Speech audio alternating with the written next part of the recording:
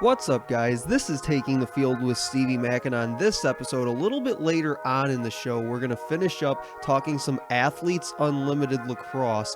Before that, we're going to get into the PLL announcing some of their digital numbers and streaming numbers to this point in the PLL season here in 2021. But to lead off the show in the Premier Lacrosse League, I've got one surprise from every team so far here to this point in the season. So going down the standings, starting with the Redwoods, my one surprise from them so far this year has been that they have the least number of turnovers in the league this season. So we've talked about the turnover problems with teams like the Chaos this year on the podcast, but the Woods struggled at the beginning of the season with turnover problems, it seemed like, and now they have the fewest turnovers in the league with, I believe they sit at 97 for the year, but most of the other teams in the league, if you look at it on the PLL website, I believe most, if not almost all, outside the Redwoods are now up over 100 for the season. So the Redwoods have definitely calmed it down with the turnover issues that really hurt them offensively those first couple games of the regular season. For the Water Dogs, for me, it's the complete turnaround in play from guys like Dylan Ward and the defense in specific. The Water Dogs now rank 4th defensively, as does their penalty kill. And while the goalie stats from Ward in specific are still last in the league, the Water Dogs defense and Ward, a big part of that, gave up only 13 combined goals in their 2 games just a couple weeks ago against both the Cannons and the Chrome.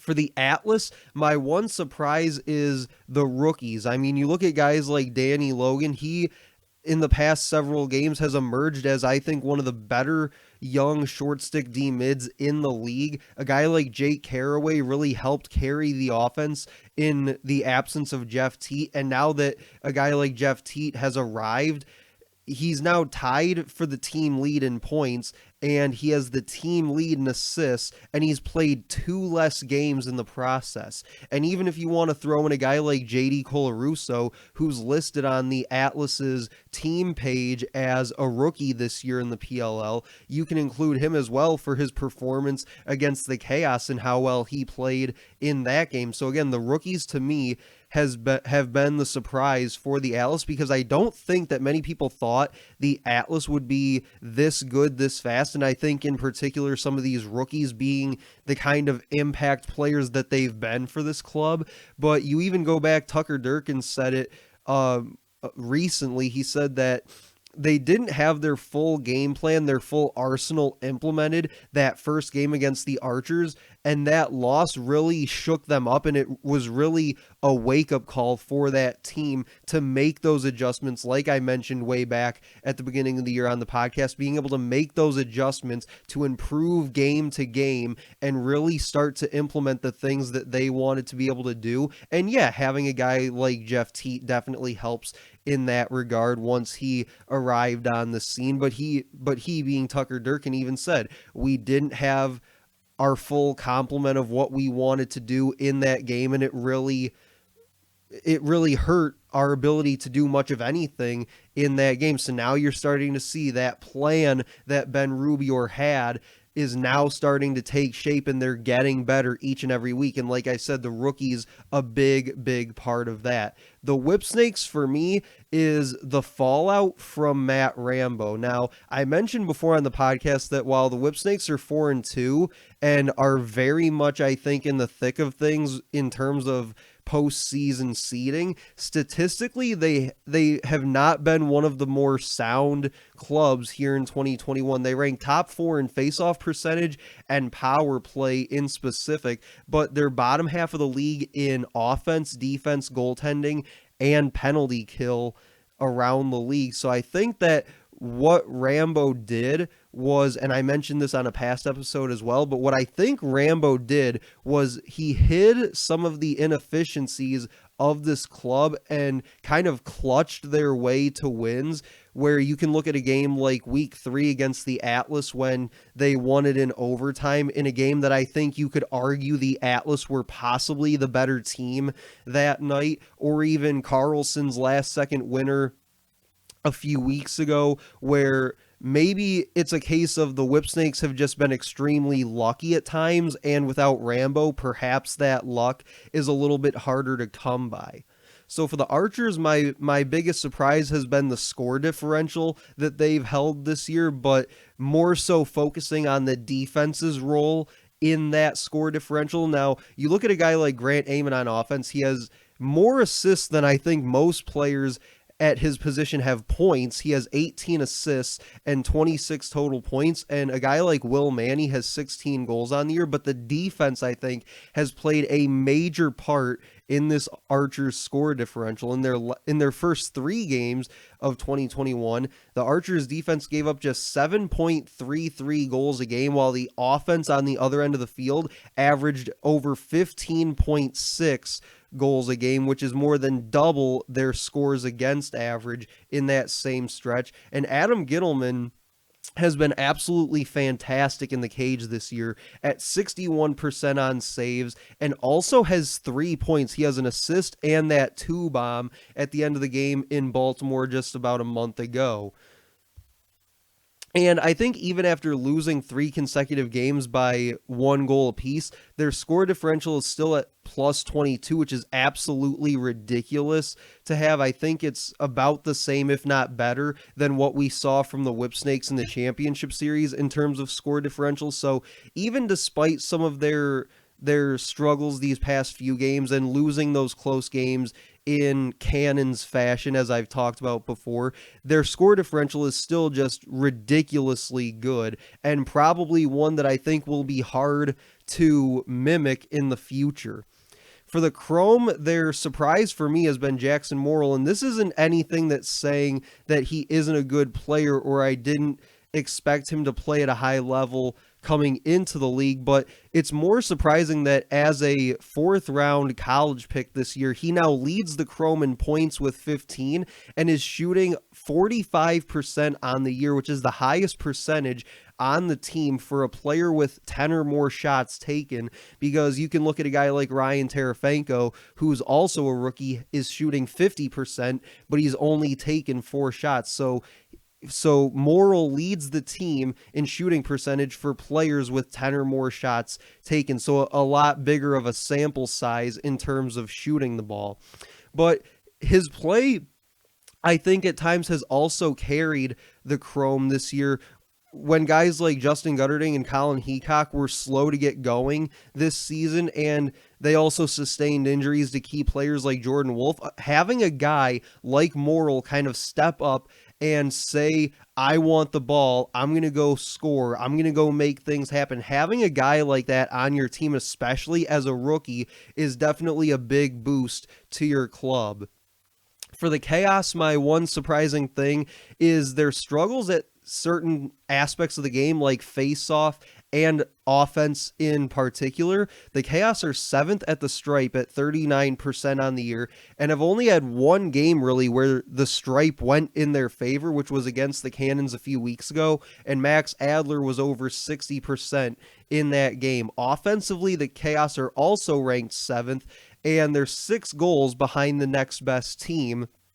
And you look at the game against the Atlas, against a backup goalie in the cage in J.D. Colarusso, and the Chaos were held scoreless for almost 24 whole minutes of game action in that game. So just, again, you see the struggle that they have at the face-off, and that leads to some struggles offensively, where the few times they actually get possession on offense, they're not always capitalizing on those opportunities, and you really saw that come to fruition against a team like the Atlas, where they struggled to win faceoffs against Baptiste, and then the few times they did get the ball offensively, they really had a hard time doing anything with it against that Atlas defense, and the great job that a guy like J.D. Colarusso did against them in the cage. And then for the Cannons, my surprise so far this season has been Paul Rabel and the way that he's played to this point in 2021. He is the points leader at the midfield on Cannons and is second overall in the team in points to Lyle Thompson. And you even look at some of the more hustle plays that he's made with things like ground balls, a very good statistic when measuring a guy's level of hustle. He's had a 6-point game and 2 3-point games, but like I said with the ground balls, he's also tallied at least one ground ball in all but one game, and that being their last game against the Archers. So he's not only making plays, putting up goals, making assists when they're there to be made, making that extra pass, but he's also making hustle plays, getting to loose balls, putting it on the line, really doing whatever it takes to help his team win. So he's really been a surprise for me this year. But coming up in segment 2, like I said, top of the show, we're going to talk about the PLL viewership and some of their social numbers that they released this morning on Twitter for this point in the 2021 season. But you're listening to Taking the Field with Stevie Mack.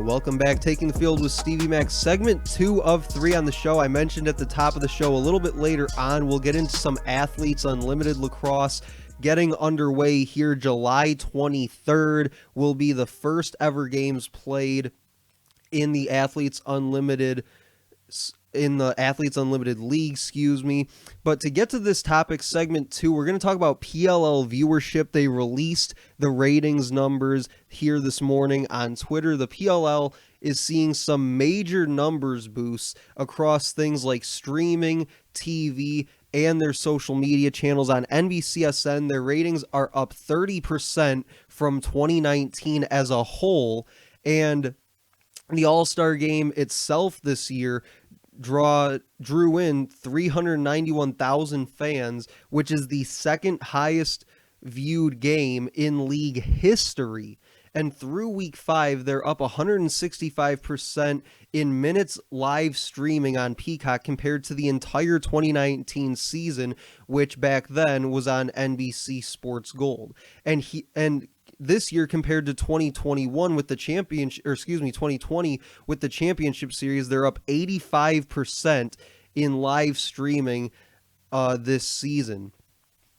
And not only that, not in just terms of watching the games and streaming the games on TV and on Peacock, but they've actually sold more tickets at this point in 2021 than all of 2019 combined. So more people are not only watching the games on TV, but more people are actually spending money to go to the games and watch it in person. I can be included in that as well, as I went to Baltimore back in week 3.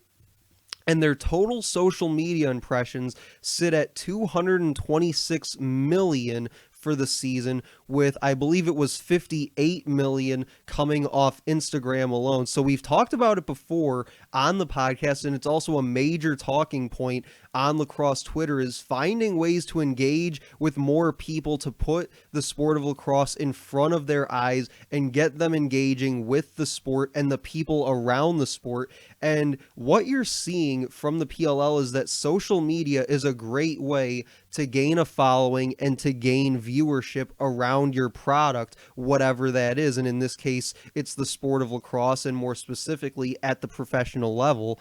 And even just giving an example on a smaller scale, a couple months ago, I posted a video on TikTok and got 5 million views on it, almost 6 million views now on it. And I felt like I did absolutely nothing to earn that sort of attention on a platform like TikTok. It was super easy to do, and I almost had to laugh at how many views it was getting for something that just seemed so basic, and it wasn't even lacrosse related, if I'm being honest. But I think also making the games more accessible to watch on TV, like I've said before, or in this case, streaming services like Peacock, because let's face it, everybody nowadays is streaming online and on things like Peacock, Netflix, Hulu, different things like that, Disney Plus, another one. but being able to make the games more accessible to watch wherever people are watching is really important to growing the sport of lacrosse, because having games on NBC and their family of networks is proving to be extremely beneficial. We just went over the numbers a few seconds ago on that, but it's proving very beneficial over something that's a little more homegrown by the league itself, kind of like a PLL network of sorts, where it would consist of things like streaming on YouTube, Twitter, Facebook, even Twitch if they wanted to go that route, where, for example, a semi-pro sports league near me does that, where they have their own network, so to speak, where it's on YouTube, Twitter, and Facebook and things like that. And they draw in a pretty decent audience per game. I'd say probably around 1,300 viewers per game. So not terrible numbers, but again, when you're talking about something like professional lacrosse, like a league like the PLL, having something like NBC to work with in terms of a streaming partner is absolutely huge for the league and the sport itself. So I think really when you look at it, the PLL does a great job with its digital content behind the ideas of people like RJ Kaminsky and the work that he does each and every PLL weekend with the game day vlog and things like that. Or even just some of the more traditional things like the interviews and the features that they do promoting the league or its athletes and coaches, and really telling the story behind the game and the people that are involved with it, especially at this high of a level. And even doing something like podcasting with things like the Inside Feed will help promote the league as well, since podcasting has a worldwide reach over the internet. Even this podcast is viewed all over the world in many different countries, and even here in the US it's all over the place in several different states and some notable cities within those states. So again, it's a worldwide thing. Taking advantage of things like streaming and social media and things like that is very essential when growing a league like this and getting it in front of as many people as humanly possible. So it's no surprise to me that the PLL has actually been nominated for the work that they've done to this point as a league, especially several of them coming in the social media arena. And I think that they'll look to continue that level of work into the future, because the future of lacrosse at any level, not just the pro level, but at any level, is, I think, really in good hands with the PLL leading the charge and kind of showing people how it can be done from a streaming standpoint, from a social media standpoint, from a marketing standpoint, just everything that goes into it, showing what the future of pro sports can and probably will be in the next couple of years. So we got one more segment we're going to hit on. Like I said, we're going to talk some Athletes Unlimited Lacrosse getting underway this weekend. July 23rd is when it all kicks off, so we'll get into some of the specifics on that. Plus, I got a couple comments from you guys as well on Twitter at Stevie Mac Media, so we'll get to those to round out the show. But you're listening to Taking the Field with Stevie Mac.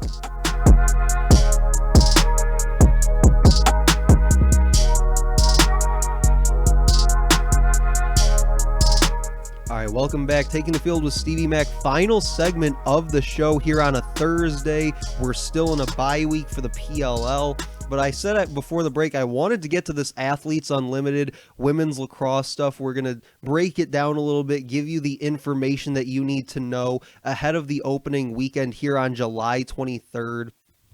So it's a new league from Athletes Unlimited. They also have softball and volleyball as well within the Athletes Unlimited umbrella. So now they're going to add women's lacrosse here this summer after the WPLL folded last summer when COVID-19 hit. So now they move over to Athletes Unlimited and they're going to play there.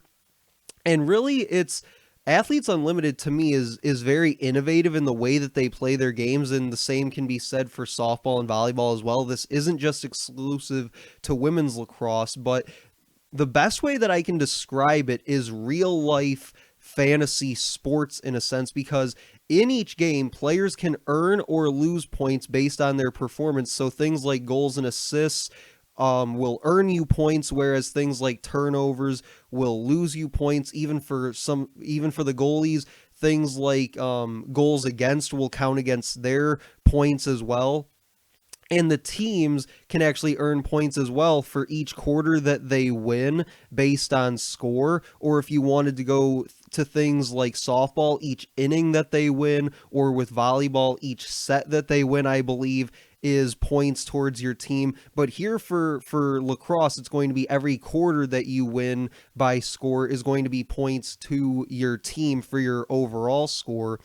And when I say it's innovative, is that each week the teams are going to change. So each week captains will pick new teams, and the captains are consisting of the previous week's top 4 individual point earners, whoever they may be. They'll rank them 1 through 4, and those are your captains for that next week in the Athletes Unlimited Lacrosse schedule. So those captains will then pick their teams. So now you're talking about new teams, new rosters, new captains, like all new every single week, which I think is going to be really interesting to see. And it's going to really keep things fresh, keep things interesting, make things excited, more competitive. And even some of the rules are slightly altered to make the pace of the game a bit faster and I think more enjoyable for the players to participate in and for us as viewers to watch as well. So it's going to be 10 on 10 with a 60-second shot clock, and they're going to play on a 90 by 60 yard field. And going back to that conversation we had in segment 2 about the streaming and where to watch games with the PLL, having the ability to watch games from Athletes Unlimited Lacrosse is going to be absolutely huge this summer, because they're going to have their games all over the place. They're going to have 7 games on CBS Sports. They're going to have 15 games on Fox Sports 1 and Fox Sports 2, also known as FS1 and FS2. And they're going to have the other 8 games streaming live on Facebook and YouTube as well. So it'll be interesting that the Facebook and YouTube streams in specific will be then archived, obviously, through things like the YouTube channel, so you can go back and watch those games on replay at any time. But having the ability to stream your games and be present on a platform like CBS Sports, like FS1 and FS2 is going to be absolutely huge with getting this league with Athletes Unlimited and their brand, but also getting pro women's lacrosse in front of as many viewers as humanly possible is going to be absolutely exciting to see here this summer. And then you look at who's going to be calling the games. Having a guy like Joe Beninati on play-by-play is going to be absolutely fantastic. It's going to be a great watch this summer. And I think that for me as a lacrosse broadcaster myself, he has the kind of resume that I hope to have someday, and I'll definitely be tuning in, if for no other reason than to listen to him call the action this summer, because especially since I'm a women's lacrosse broadcaster as well, I hope to learn something by listening to him call the games and really enjoying the broadcast product that things like CBS Sports, FS1, FS2 will be able to put out for this league. So again, I think that this is a big summer for pro lacrosse when talking about Athletes Unlimited and what they're doing with the women's game and what the PLL is now capable of doing, taking the men's game into the future as well. So getting to some of your final thoughts here on the episode, just some general comments that I received this morning on Twitter. At Stevie Mac Media is my Twitter handle. Coach Shrek says, what position would Giannis play in lacrosse? So in honor of the NBA Finals wrapping up a few nights ago and the Milwaukee Bucks winning their first NBA championship in over 50 years, he wants to know, what position would Giannis play in lacrosse? I feel like given his size and athleticism and the long arms and legs that he possesses, I feel like he'd be a good fit as an LSM, if I'm being completely honest. Just having that long pole in his hands, but also having the long reach that he possesses. And like I said, just the athletic ability that he possesses, he'd be a very tough guy to go against as an LSM. But I could also see him being just a regular two-way midi as well, kind of having that bigger physical body, kind of like a Miles Jones type, where he can get up and down the field and make plays at both ends. But yeah, he really, to me, comes across as an LSM type. And he also says, which team benefits the most from 2 weeks off? I think really, to put it simply, it's the teams that have key injuries, or even a team that may be piling up some names on that injury report from before the All-Star break. So a team like the Chaos, we're not really sure what the issue is with Blaze Reardon. He did get banged up a little bit in their game against the Atlas a few weeks ago, so you hope that with the time off that he's able to get back out there for the Chaos down the stretch. And the same can be said about the Atlas with Jack Kincannon having that groin injury a few weeks ago. Hopefully they can get him back for this stretch run. They've got 3 games remaining on their schedule as they're right in the thick of things in the postseason race. So yeah, I think the biggest thing as far as who benefits most from the time off is the guys currently listed on that injury report, giving them a little bit extra time to get their bodies right and come back healthy to help make that push towards the postseason. And then Brian says, the amazing at AU Pro Sports, talking about Athletes Unlimited, TV deal, easily accessible, CBS Sports will be watched this weekend. Yeah, and I just said that. Even comparing it with the ability of the PLL to stream their games and to have something like NBC Sports partnering with them to broadcast their games, being able to have your product, have your league represented on something like CBS Sports for 7 games and on FS1, FS2 for another 15 games. There's going to be 30 games overall. Over half their games are going to be on one of those 2 major networks in either Fox Sports or CBS. That is absolutely huge, especially given that this is the first go around for Athletes Unlimited Lacrosse. And I think that given the innovative way that they go about playing their games is also, I think, going to attract more people to it because it's a different style. It's a different way of looking at the sport of lacrosse in terms of the individual player points, the team points, redrafting teams every week with new captains. Just everything that goes into it is going to be very, very new. It's going to be very exciting, very energetic, I think. And it's going to attract a lot of people to it. So that'll do it for this episode of Taking the Field with Stevie Mac. Make sure to like, comment, and share on this post. As always, let me know what you think about this Athletes Unlimited lacrosse season that's about to get underway. July 23rd is when that'll take place. Let me know what you guys think about the upcoming schedules in the PLL as we make our way towards the postseason. But that'll do it for me. I'll talk to you guys later.